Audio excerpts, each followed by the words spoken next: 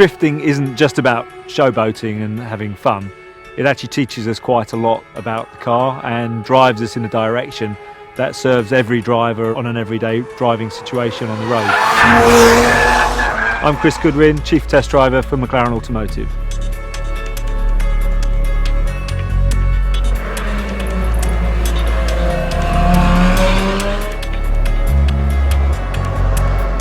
Bumpy braking areas, high-speed straights, fast corners, slow corners, and it's the type of challenges that a track like this throws up that the McLarens excel at and therefore are great cars to drive all around the world.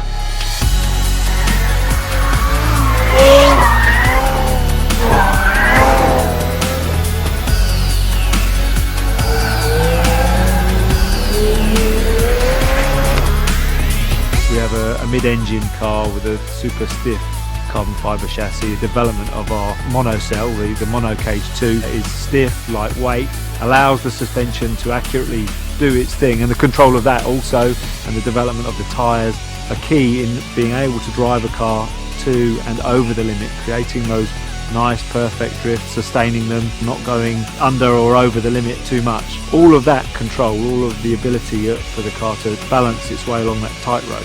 When you then drive slower, you're feeling all of that at low speed.